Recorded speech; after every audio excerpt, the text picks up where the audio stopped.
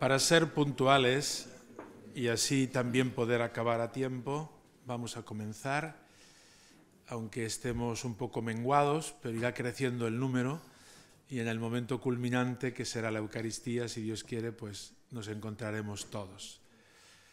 Lo primero vamos a invocar al Señor en este domingo, el Día del Señor, rezándole como hacemos todos los días el Ave María, que es el saludo que a la Virgen más le gusta, porque es el saludo que el ángel la dirigió. En el nombre del Padre, y del Hijo, y del Espíritu Santo. Amén. Todos. Dios te salve María, llena eres de gracia, el Señor es contigo. Bendita tú eres entre todas las mujeres, y bendito es el fruto de tu vientre, Jesús. Santa María, Madre de Dios, ruega por nosotros pecadores, ahora y en la hora de nuestra muerte. Amén. San Juan de Ávila, ruega por nosotros. Bien, pues lo primero de todo, saludar al señor nuncio apostólico, Monseñor Renzo Frattini. Le invité para este congreso y ha tenido la amabilidad, que le agradecemos mucho, de querer estar con nosotros en esta última jornada y presidir la Eucaristía. Así que sea bienvenido, señor nuncio, a su casa, puesto que viene en otras ocasiones también, pero en esta nos honra especialmente dándole relieve al congreso que estamos concluyendo. En segundo lugar, decirles que, bueno, pues no es propiamente una ponencia, sino pues una charla final, dando algunos apuntes sobre el tema que nos ocupa. El otro día, cuando presentábamos el libro del profesor Antonio Llamas en la Universidad de Córdoba, en el Paraninfo, pues en una conversación informal con el rector de la Universidad Civil, dice que un día el conserje, según llegaba un profesor que venía a dar una charla, le preguntó el conserje: ¿va a decir usted algo o trae usted PowerPoint? Es decir, pues yo he traído PowerPoint. Así que espero decir algo, pero la pregunta de aquel conserje puede ser significativa, ¿no? ¿Va a decir usted algo o trae PowerPoint?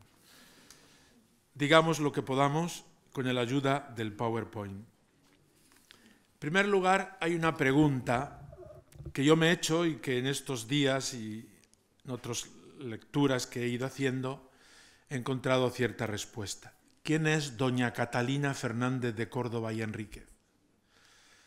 Es toda una señora. Ayer me decían en Montilla, ha sido la mejor alcaldesa que ha tenido Montilla en toda su historia, y ha sido alcaldesa 60 años.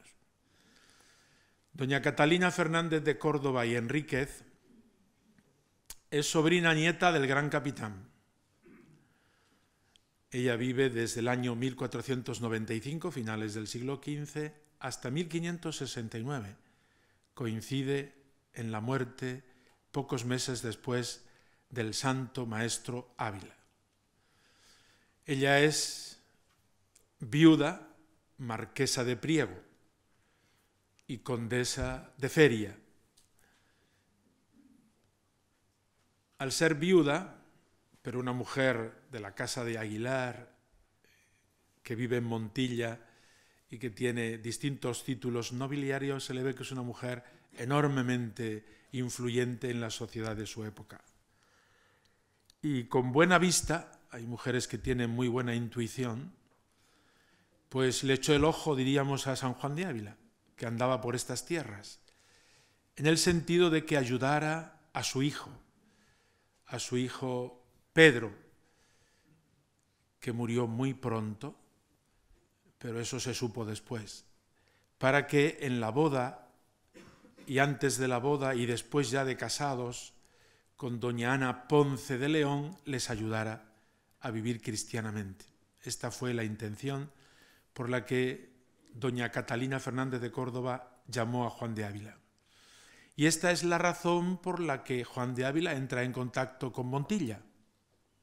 Había ido a otras cosas, quizá a predicar, pero es a partir de doña Catalina y desde ahí es donde después es llamado a predicar, e incluso la fundación del Colegio de los Padres Jesuitas, etc., tiene su origen en este personaje, doña Catalina, que he querido comenzar por ahí, porque es la que lleva a Montilla a nuestro nuevo doctor San Juan de Ávila.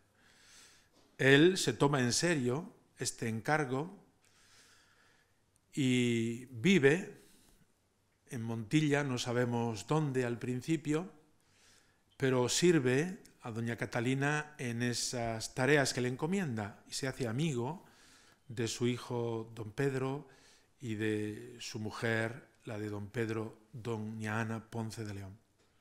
Pero, repito, este matrimonio joven que van a vivir a Zafra, duques de Feria, y también le invitan allí. San Juan de Ávila estuvo en Zafra y en Fregenal invitado por los duques de Feria, y es allí donde escribe el comentario de la primera carta de San Juan y a los Gálatas. Por tanto, los lugares y los textos que conocemos de San Juan de Ávila están unidos por alguna razón, y están unidos especialmente con doña Catalina Fernández de Córdoba, la sobrina nieta del gran capitán, y con don Pedro y doña Ana, matrimonio joven, a los cuales, es curioso notar esto, San Juan de Ávila no condesciende. Ha sido llamado por doña Catalina para ayudar a su hijo, novio de doña Ana y después casado y matrimonio joven, y San Juan de Ávila les mete en vereda, es decir, les ajusta la vida y les hace cambiar de vida, siendo como son tan ilustres señores, los duques de Feria. En los duques de Feria se produce una conversión porque este curita que ha llamado doña Catalina no va solamente a comer a casa de los condes o de los duques, habla de Dios y convierte a estos nobles. Hasta el punto que, al morir don Pedro, el duque de Feria, doña Ana ingresa en las Clarisas de Montilla, que ayer visitábamos, con el nombre Sorana de la Cruz, viuda, condesa de Feria, con dos hijos, uno se le murió de muy niño y otra, Catalina, se la confió a la suegra, abuela de la niña, Catalina también, que después desposará con su tío, un hermano del padre, y por tanto perpetuará el título de los condes de Feria. Sorana de la Cruz es uno de los personajes importantes de la vida de San Juan de Ávila. Y ella, de alguna manera, le retiene en Montilla. San Juan de Ávila es el director espiritual de esta monja, pero no para pasatiempo, sino la misma línea que había hecho cuando vino a Montilla, cuando fue a Zafra y a Fregenal de la Sierra, es decir, cuando fue a casa de estos señores a hablarles de Dios y a convertirles.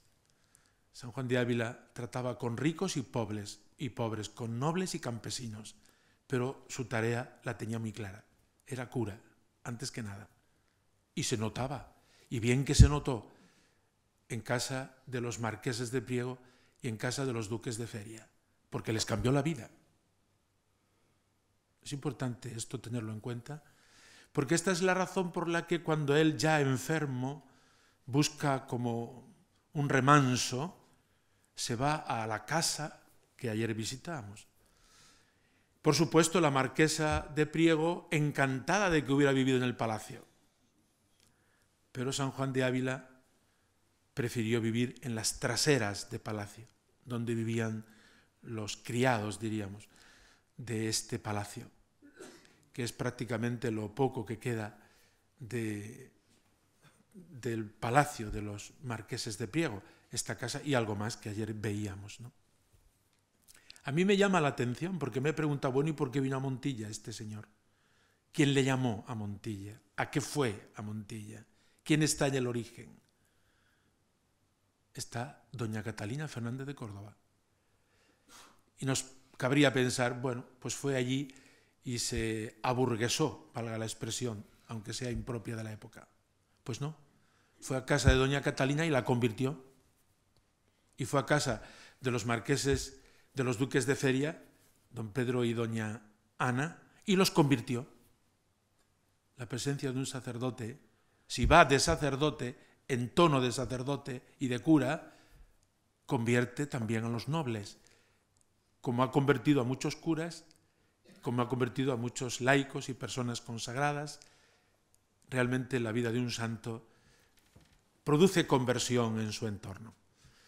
Y aquí, en la raíz de la relación de San Juan de Ávila con Montilla, está la marquesa de Priego, doña Catalina, y doña Ana o Sorana de la Cruz, la nuera de doña Catalina Fernández de Córdoba. Cuando muere San Juan de Ávila, Sorana de la Cruz es monja clarisa y ella será una de las que más influya para que se escriba la vida o la biografía, la que hace Fray Luis de Granada. Pero la duquesa o la marquesa de Priego, doña Catalina, se muere a los pocos meses. San Juan de Ávila muere en mayo, ella me parece que muere en julio o agosto. Así que no se pudo. Lástima, porque si hubiera vivido 20 o 30 años más, probablemente la causa de canonización hubiera ido mucho más rápida. Pero Dios es el que gobierna la historia, no nuestras hipótesis. Entonces son los padres Villarás y Juan Díaz los que piden a Fray Luis de Granada que escriba esta biografía que se publica en el año 1588. Después vendrá la biografía de Luis Muñoz en 1635. San Juan de Ávila goza de fama de santidad y mucha a nivel personal y por los frutos que produce durante su vida y por supuesto después de su muerte. Y de haber tenido a alguien que empezara su causa hubiera prosperado como la espuma, pero era un curita diocesano. Esta ha sido su desgracia y su gloria al final. Podemos tenerle como patrono del clero secular español y en definitiva del clero diocesano en el mundo entero, como referente, pues esto, porque ha sido sacerdote diocesano, que tuvo otras muchas propuestas, sobre todo la de ingresar en la compañía, que no hubiera sido mala, al contrario, muy buena, porque había por parte de él un gran aprecio a la compañía, por parte de la compañía de San Ignacio, San Francisco de Borja, un gran aprecio hacia él, pero también por providencia de Dios, él no entró en la compañía, solo entró su cadáver, que se lo dejó a la compañía. A quien tanto había amado en vida, le dejó su cadáver en muerte. No sin que antes doña Catalina pidiera que este cadáver fuera a Santa Clara. Con el poderío que tenía doña Catalina, con el poderío que tenía doña Catalina y San Juan de Ávila ya moribundo, le dijo no. O sea que, por mucho que mandara esta mujer, en San Juan de Ávila no mandó en los aspectos fundamentales, ni siquiera en este último, de dar su cadáver, porque le preguntaron, haga testamento, y dice, no tengo nada que hacer porque no tengo nada. Lo único que tengo es mi cadáver, y lo deja a la compañía. A quien tanto había amado en vida, le dejó su cadáver en la muerte. Y ahí sigue, en una iglesia de la Compañía de Jesús. Tenemos que decir, en este camino, que ni la diócesis de Córdoba ni la Compañía de Jesús fueron nunca actores de la causa. Este es un dato histórico. La pregunta ahora es ¿por qué? No lo sé. Pero esto es así. Aunque muchos jesuitas, no solo en el presente, sino en estos siglos, y muchos sacerdotes han trabajado en la misma, incluido el Cabildo y los obispos de Córdoba. Pero la causa nunca ha sido promovida ni por la Compañía de Jesús ni por la diócesis de Córdoba. Hay que tener en cuenta que Ciudad Real es prelatura desde el año 1875.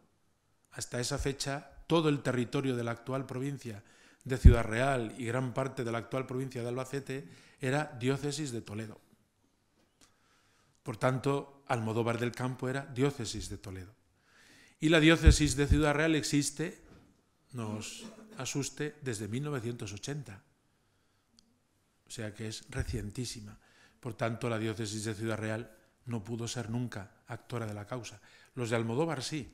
han sido muy peleones en este punto, ya lo veremos un poco más adelante. Almodóvar del Campo, Ciudad Real, era de la diócesis de Toledo.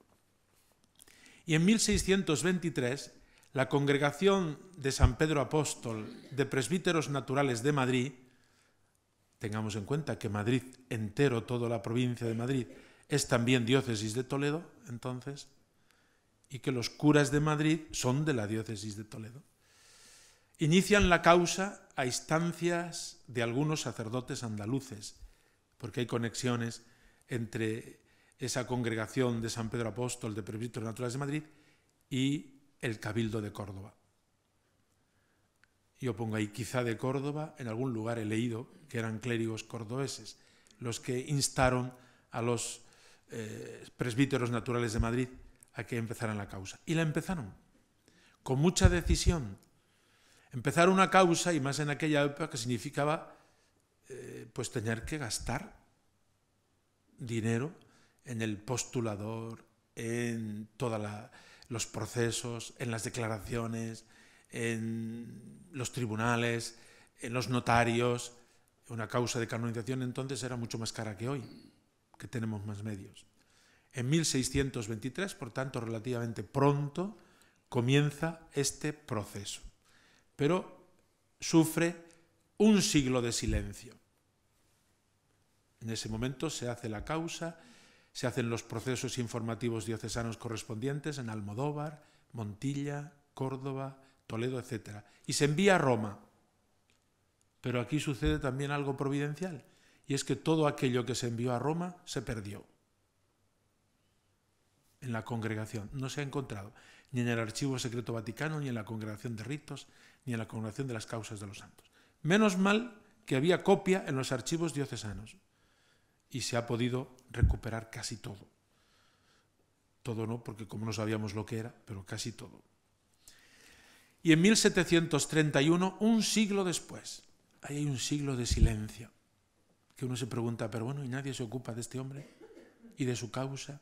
Pues no, nadie. Ni Toledo, ni Córdoba, ni la Compañía de Jesús, ni los marqueses de Priego, ni nadie. Aunque hay muchas personas concretas que van haciendo algo, pero la causa se reanuda en 1731, con una carta del cardenal Astorga, arzobispo de Toledo, el 15 de agosto, tiene fecha, dirigida al Papa Clemente XII, que constituye una verdadera positio. La positio esta es la del doctorado. Bueno, esta es la carta del cardenal Astorga, o sea que no es ningún volumen, pero es un documento preciosamente redactado, firmado por él, probablemente elaborado por algún relator, algún postulador, pero es una verdadera positio que da a conocer las virtudes del maestro Ávila. Os leo un párrafo para que veáis el estilo de su humildad. Es decir, recoge todas las virtudes, la fe, la esperanza, la caridad, la pobreza, la castidad, la predicación, el don de consejo, y enumera sus escritos. Y sobre todo, esta carta se encargó el cardenal Astorga de difundirla por toda España, con los medios que entonces hubiera. Pero ha sido una carta muy difundida y que reaviva la causa de canonización de San Juan de Ávila. Una profundísima humildad de corazón y entendimiento, efecto de aquel alto conocimiento de Dios y de sí mismo, que oponiendo la inmensidad de los dos extremos, producía a un mismo tiempo un íntimo amor divino y un odio santo de sí. Presentábase delante de Dios, o estaba siempre en su presencia, y al volver hacia sí los ojos, haciendo delincuente su alma sobre todo lo criado, ni hallaba comparación a sus culpas, ni otro bien, ni ser que una miseria digna sólo de ser conocida para abatirse y aniquilarse a los pies de Jesucristo. Esta clara inteligencia y desprecio de sí mismo le hizo fácilmente aborrecer y huir las mayores dignidades y honras, como consta a la pregunta 18. Este es un resumen de todos los testigos. Todos sabéis que San Juan de Ávila fue propuesto para obispo de Segovia y no aceptó por humildad, y después fue propuesto para arzobispo de Granada y tampoco aceptó por la misma razón, y después fue propuesto por el Papa Pablo III para cardenal y tampoco aceptó. Se quedó de cura diocesano, gracias a Dios, para nuestra honra, gloria y patronazgo. Y aquí lo va expresando. Esta clara inteligencia y desprecio de sí mismo le hizo fácilmente aborrecer y huir las mayores dignidades, escogiendo el camino del abatimiento, a donde le guiaba su bajísimo concepto. Con ella se juzgaba objeto digno del vilipendio de todos, siendo este conocimiento una preparación de ánimo con que recibía como debidas las mayores injurias y ultrajes de obra y palabra que en varias ocasiones le ofreció su ministerio, dando a los agresores por premio de su mortificación el pronto arrepentimiento a que los conducía tan heroica tolerancia, como se ve por las preguntas 13, 27, etc. Aquí tenemos una primera positio, es decir, una primera presentación ante el Papa resumida de lo que es la vida, virtudes y escritos del siervo de Dios Juan de Ávila, que además se difundió por toda España. Continúa esta acción del cardenal Astorga, su sucesor, el cardenal infante, don Luis Antonio de Borbón y Farnesio, arzobispo de Toledo, apoyado por su padre Felipe V, que ya había apoyado al cardenal Astorga, y le continúa ayudando después su hermano Fernando VI. Por tanto, la corona ha tenido un influjo eficaz en la causa de canonización de San Juan de Ávila. Hay un momento clave en esta causa de canonización, que es la intervención directa del Papa Benedicto XIV. Después habrá otra para el doctorado, que se debe al Papa Benedicto XVI.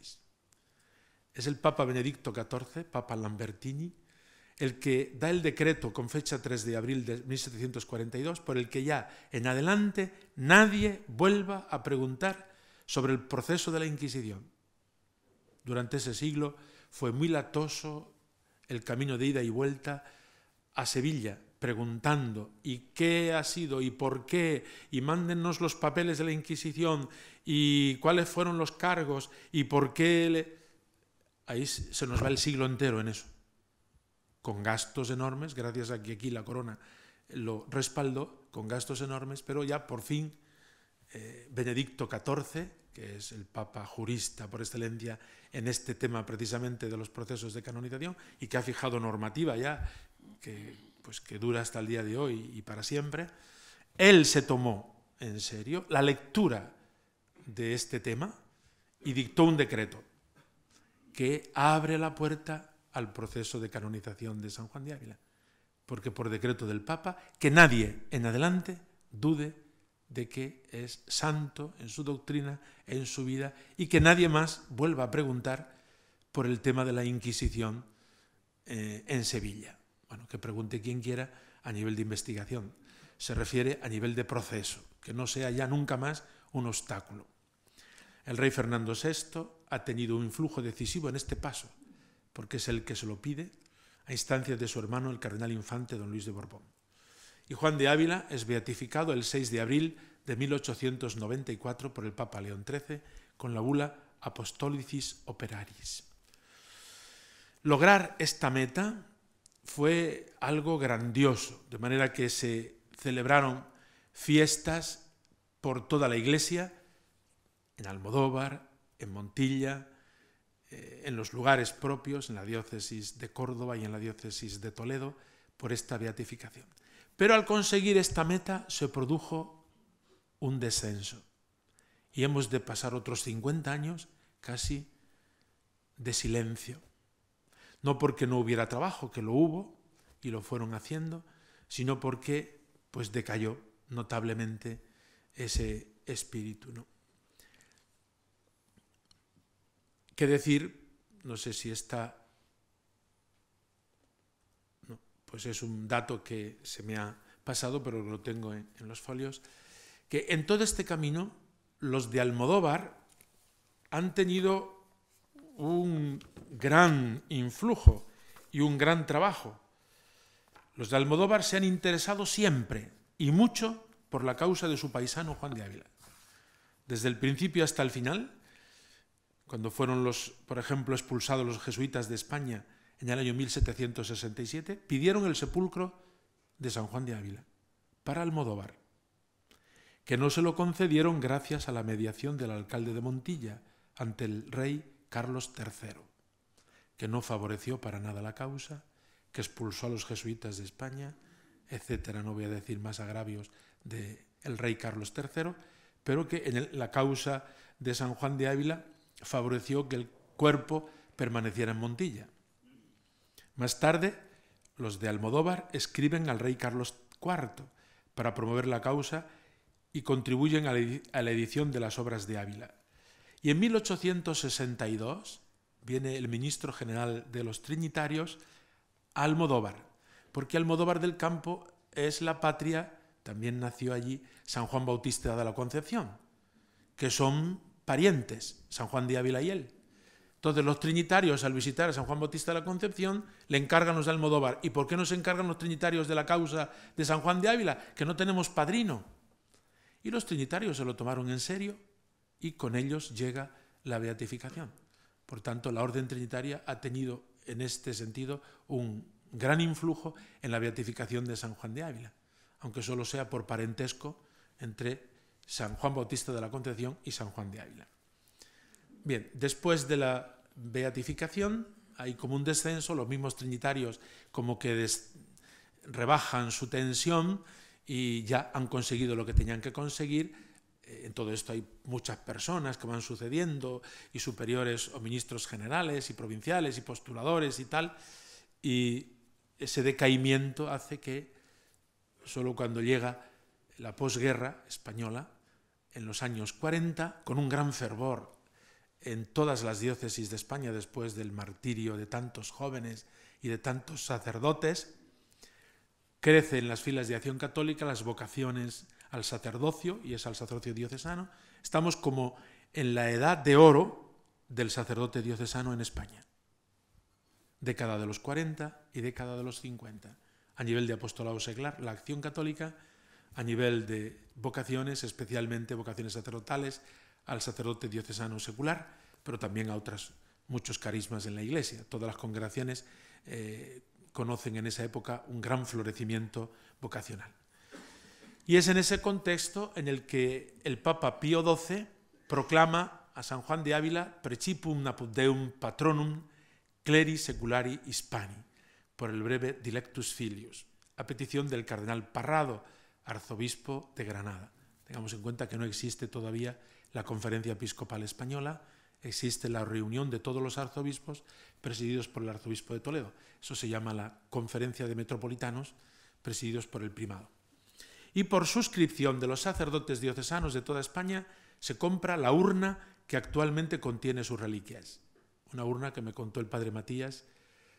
Padre Matías ha muerto hace pocos meses, es jesuita, el último que ha estado con el padre Diego en Montilla, y es conocedor de todos los detalles, y nos ha dejado legajos y papeles en su cuarto abundantes sobre San Juan de Ávila, que será muy provechoso descubrir en su momento. Bien, pues me dijo que esta urna se había elaborado, se había encargado a los talleres Granda para San Francisco de Borja, pero resultó pequeña y por tanto inadecuada, y lo que hicieron los curas diocesanos de toda España es sufragar esta urna y comprarla para San Juan de Ávila. Es una urna, diríamos, de segunda mano en cuanto al destino, fue usada por primera vez por San Juan de Ávila y nada más, pero bueno, pues es una urna la que ha estado en la Almudena cuando el Papa Benedicto XVI anunció el doctorado, y en la JMJ para que fuera venerada por tantos jóvenes. Esa urna está recordándonos el fervor del clero diocesano secular de España, porque la compran por suscripción de todos los sacerdotes. Y la Conferencia de Metropolitanos había pedido en 1935 ya la declaración como patrono de los conciliarios de Acción Católica de San Juan de Ávila. El 26 de septiembre, en ese fervor de la posguerra del año 49, es bendecida la nueva iglesia de la Encarnación en Montilla, la que ayer visitamos.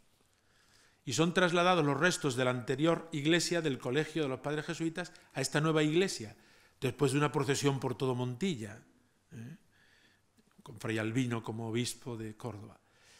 Esa iglesia ha sido construida por el conde de la Cortina, también de la casa de Aguilar, por tanto, de alguna manera, descendiente de doña Catalina. Montilla se convierte en un centro habilista con la vuelta de los jesuitas, que publican la revista Maestro Ávila durante 3 años. Es un precioso documento para ver todo ese fervor, y con una casa de ejercicios y un centro misional, del cual podría hablarnos en público el padre Diego, que está aquí y que ha conocido el fervor de esa casa. O incluso el padre Ruiz Jurado, que me contaba que fue a esa casa por casualidad y allí experimentó su vocación. Por tanto, en esa casa ha dado muchos frutos, entre ellos 2 de nuestros congresistas que nos han ilustrado, el padre Diego con su testimonio y hablando con unos y con otros, y el padre Ruiz Jurado con su ponencia. De 1944 es el himno vibrante Apóstol de Andalucía, que ayer cantábamos y que en todos los seminarios de España se ha cantado desde entonces hasta el día de hoy, y que fue compuesto en el seminario de Málaga. Ahora, con motivo del doctorado, se ha compuesto otro himno también, el Doctor del Amor Divino, pero tardaremos quizá en aprendérnoslo, aunque ya lo hemos cantado en varias ocasiones. Sin embargo, el de Apóstol de Andalucía brota espontáneo en cualquier reunión de sacerdotes diocesanos seculares de todas las diócesis de España. A partir del 1955, atención a esto porque me parece importante tenerlo en cuenta, se encarga de la causa, por encargo del cardenal Plaideñel, arzobispo de Toledo, los operarios diocesanos del Colegio Español de Roma. Ellos son los que durante el siglo XX entero han difundido más que nadie la devoción a San Juan de Ávila en los seminarios diocesanos. Y yo lo digo por testimonio personal. Yo fui al seminario en el año 1961 y desde el primer día he oído hablar a los superiores, operarios diocesanos, hasta el último día, incluso en el Colegio Español, que fui a hacer los estudios superiores, diríamos, de licencia y doctorado, a los operarios diocesanos sobre San Juan de Ávila. Les cabe este honor y hay que reconocerlo públicamente. Don Juan Sánchez, don Luis Salabalús, don Germán González, don José María Carda Pitarch, don José María Piñero, don Francisco Martín Rubio, don López Rubio, como probablemente me quedaré alguno, pues he puesto etcétera. Pero la causa de San Juan de Ávila, tanto para su canonización como para su doctorado, ha tenido un apoyo firmísimo en la Hermandad de Sacerdotes Operarios Diocesanos, que han difundido además esta devoción por todos los seminarios de España. Y don José María Piñero Carrión, operario diocesano, prepara como postulador la última positio y los últimos pasos para la canonización el 31 de mayo de 1970, al que precedió en Roma un tríodo de conferencias por el cardenal Bueno Monreal, arzobispo de Sevilla, metropolitano por tanto de estas tierras, incluida Córdoba, por Monseñor García La Higuera, que ya es venerable, entonces era arzobispo de Valencia y fue fundador, como sabemos, de las Oblatas de Cristo Sacerdote, con un gran carisma sacerdotal diocesano, y el padre García Villoslada, pues el mejor historiador del momento y profesor de la Gregoriana en Historia de la Iglesia. Y una nueva arca de madera policromada es hecha por Cristóbal Gómez Garrido. Es el arca que vemos en Montilla. Cuando se hizo la canonización, aquella arqueta de plata con esmaltes que fue hecha para San Francisco de Borja y comprada para San Juan de Ávila, esa arqueta de plata está depositada dentro de una arca que vimos, es la que ven nuestros ojos, en madera policromada de tipo gótico. Y es un personaje importante citar a don Cristóbal Gómez Garrido, que entonces era seglar. Él es ordenado en el año con 51 años y ha muerto pues hace poco más de un año. Es ordenado ya de adulto, y muy adulto, y ha sido durante 30 años sacerdote, pero ha vivido toda su vida en Montilla y ha sido un habilista, diríamos, de nacimiento y de fervor, ha cuidado de la casa de San Juan de Ávila cuando era seglar y después cuando ha sido sacerdote. esa arqueta o esa arca grande que contenía la arqueta en la cual están las reliquias de San Juan de Ávila, pues fue procesionada, traída a Córdoba los días 16 al 19 de mayo de ese año 1970 y días después en Almodóvar del Campo del 21 al 24 de junio. En la 12ª Asamblea Plenaria de la Conferencia, ya en el año 70, como veis, a los pocos días, ya se solicita el doctorado. Y aquí el paso ha sido acelerado, gracias a Dios, por parte del cardenal Arriba y Castro, arzobispo de Tarragona, que ten en cuenta que la sede de Toledo está vacante en ese momento. El cardenal Pleideñel, lo digo por testimonio directo porque soy de Toledo, el cardenal Pleideñel los últimos 6-8 años murió con 93 años, estuvo como muy limitado y ya él no tenía el protagonismo. Y entonces es el cardenal Arriba y Castro el que hace estas gestiones en la asamblea plenaria. Continúan los operarios diocesanos como postuladores, don José María Carda, don López Rubio y por último, es importante citar, de manera muy eficiente, doña Encarnación González, la directora de la Oficina para las Causas de los Santos en el seno de la Conferencia Episcopal, que ha visto coronada esta grandiosa obra. Larga de siglos, larga de muchas colaboraciones, pero importante el trabajo que ella ha realizado, como es hacer esta positio, donde traía para leer algunos documentos que no me voy a entretener a hacer. Por tanto, nuestra felicitación, como hemos hecho, a Encarnita, que la llamamos cariñosamente.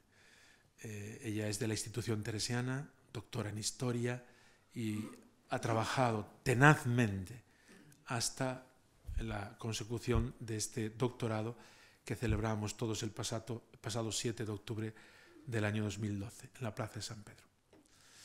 El Papa Benedicto XVI lo anunció el 20 de agosto de 2011 ante miles de seminaristas de todo el mundo en la Catedral de Santa María de la Almudena de Madrid con motivo de la JMJ 2011.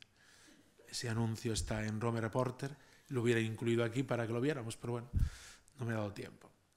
Pero los seminaristas incluso fuisteis testigos y todos los demás que lo vierais por televisión. Cuando el Papa Benedicto XVI anunció públicamente que tenía intención de proclamar a San Juan de Ávila doctor de la Iglesia, un aplauso, habíamos 6.000 seminaristas, muchos de ellos no habían oído hablar nunca de San Juan de Ávila, pero fue como el primer momento para eso ya, por orden del señor cardenal de Madrid, cardenal Rouco y presidente de la conferencia, habíamos llevado la urna de plata, la de dentro, que no se había extraído desde el año 70 y fue llevada, como he dicho anteriormente, y pues las cámaras de televisión enfocaron esta urna con una cartela de San Juan de Ávila y luego los seminaristas se acercaron todos, los que pudieron, claro, porque eran muchísimos. Fue un primer momento de impacto a los seminaristas del mundo entero este anuncio gozoso del Papa Benedicto XVI, que después, el 27 de mayo, domingo de Pentecostés, anunció la fecha y el porqué del contexto de la inauguración del Sínodo de los Obispos para la Nueva Evangelización, que fue el 7 de octubre de 2012. Ahí tenemos la arqueta, he puesto alguna foto al final, con lo cual voy a terminar. Estamos ahí en las oblatas de Cristo Sacerdote, esa es la arqueta, y ahí están el rector, el vicerrector y el capellán de ese monasterio, porque pasó por allí esta arqueta cuando terminamos nuestro periplo por Madrid, ¿no?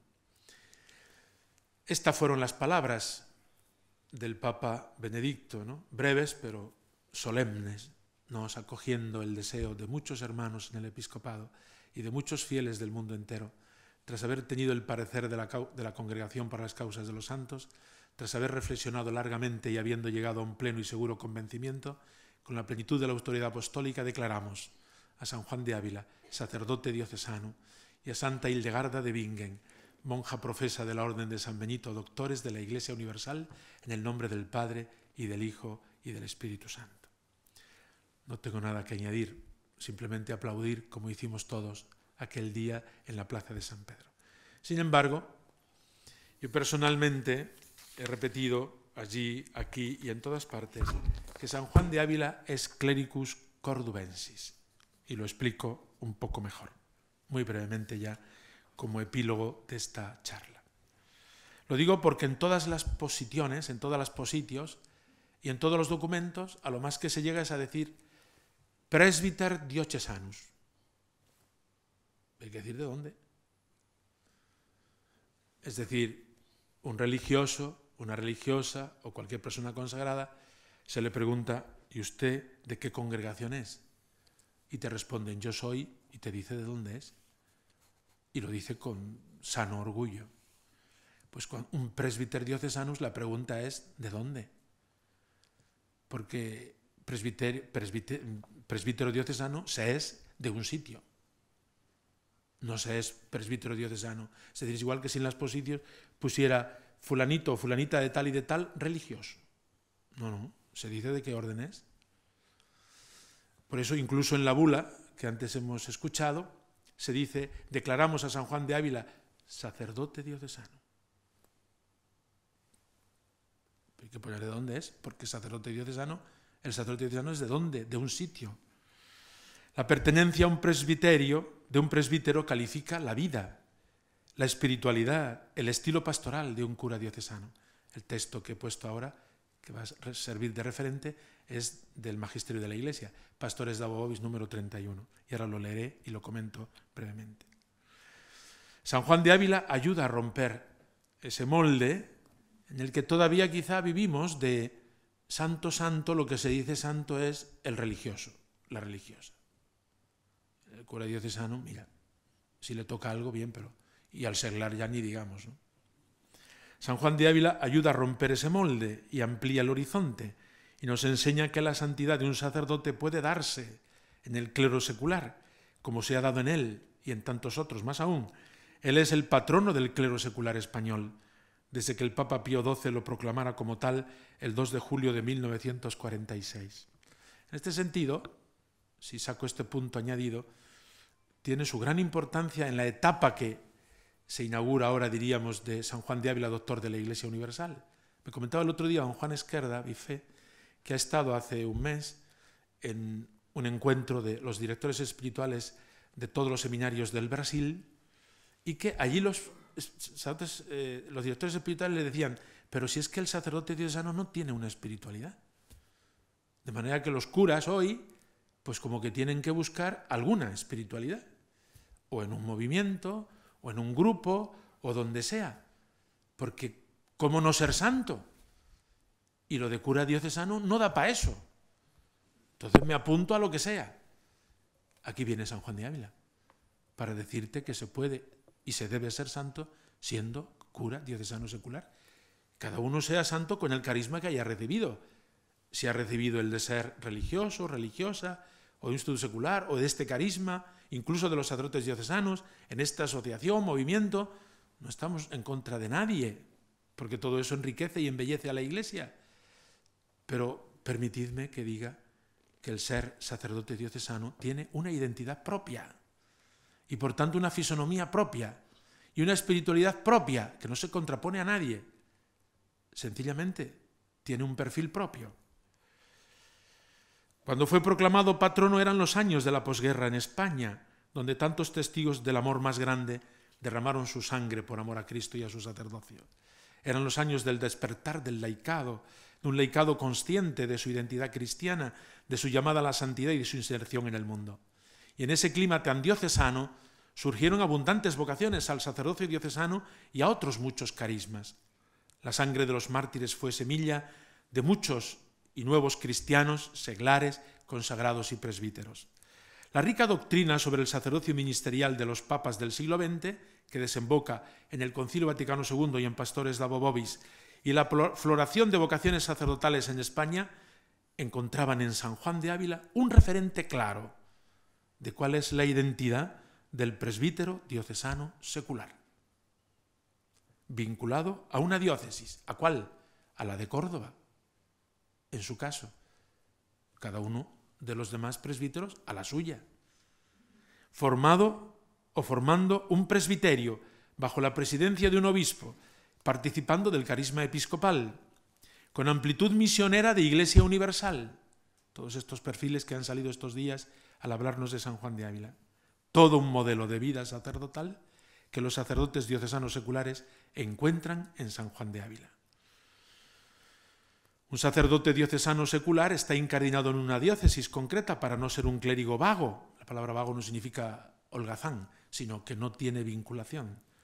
Dice el canon 265, vigente, pero que toma la legislación de la Iglesia desde antiguo ya, casi de los decretales de Graciano.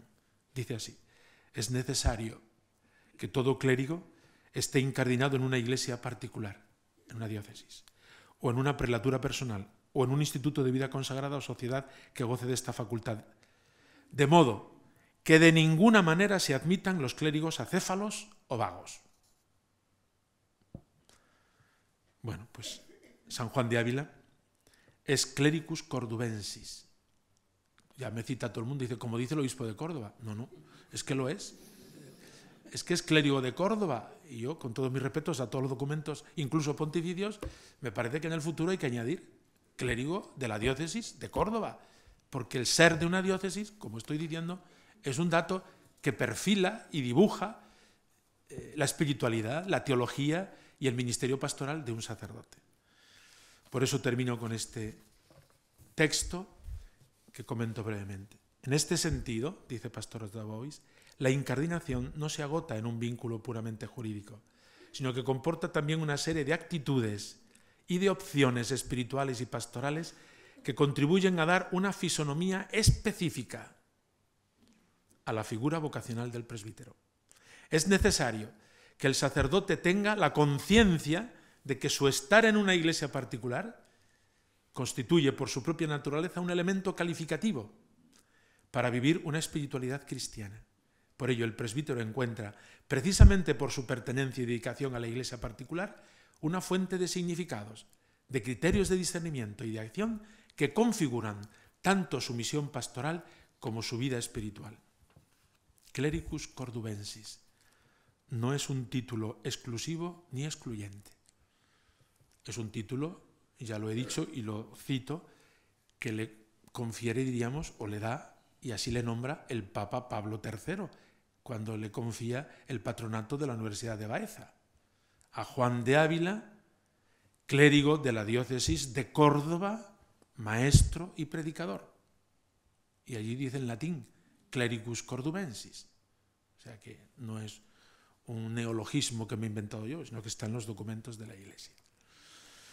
Al contrario, no es un título ni exclusivo ni excluyente. Al contrario, en él nos sentimos incluidos, especialmente todos los que hemos sido llamados a la santidad, en el ejercicio del ministerio sacerdotal como sacerdotes diocesanos seculares. La diócesis de Córdoba se siente especialmente gozosa con la diócesis de Ciudad Real, que le vio nacer, con la diócesis de Sevilla, de Granada, de Jaén, de Sidonia Jerez, de Mérida Badajoz, en las que él ejerció su ministerio sacerdotal directamente.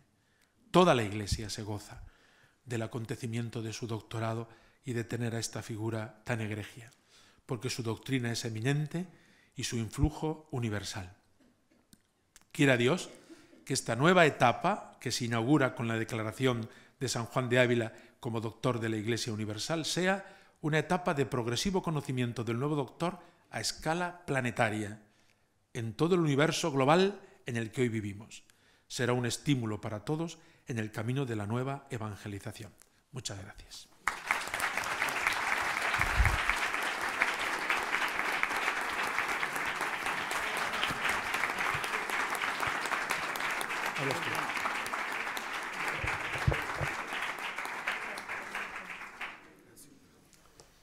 Señor Nuncio de su Santidad en España, señor Obispo de Córdoba, señor Obispo de San Cristóbal en Venezuela, señoras y señores congresistas, queridos hermanos sacerdotes y queridos seminaristas. Decía San Juan de Ávila en el Audifilia, del domingo no hablo porque es el diputado de la resurrección. Las razones del Congreso Internacional de San Juan de Ávila, celebrado en Córdoba del 25 al 28 de abril, comienzan desde esa perspectiva. La resurrección es para todos. Al igual que el ministerio de ser presbítero diocesano no se queda reducido en Europa, la Iglesia no concluye en Europa, se extiende en todo el mundo que conocemos. Por eso, todas las ponencias han sido ricas y han afirmado las realidades que nuestro obispo don Demetrio acaba de indicar magistralmente. Un humanista universal, hombre del Renacimiento, un hombre cincelado por Jesucristo y su Espíritu, teniendo al Padre Dios como compañero de camino cada día, un eminente biblista, cuya doctrina, decía Benedicto XVI el pasado 7 de octubre, que era sublime, y así lo demostró durante su vida, leyendo a Dios, meditando a Dios, orando continuamente al Dios de la palabra, que con tanto amor predicó, pero con más amor vivió. Todo lo que se ha hecho en estos días, las instituciones que han colaborado con nosotros, el Obispado de Córdoba, el Estudio Teológico San Pelagio, la Fundación San Eulogio, el excelentísimo Cabildo Catedral, la excelentísima Diputación de Córdoba, el excelentísimo Ayuntamiento de Córdoba, el excelentísimo Ayuntamiento de Montilla, la Basílica Pontificia de San Juan de Ávila, tantos hermanos y hermanas nuestras que no han deparado ni un instante en servir, en estar disponibles y entregados, siempre los más pequeños, los que no se ven. Estos eran los preferidos de Juan de Ávila. ¿Os parece poco que este congreso no sea internacional? Con estas características del maestro y con este carisma del maestro que era asemejarse a Cristo, sumo, único y eterno sacerdote, servidor y testigo de la palabra, hermano de todos y hombre requerido por todos y adecuándose a todos. Por eso todo lo que hemos hecho ha sido por amor de Dios, como él solía decir.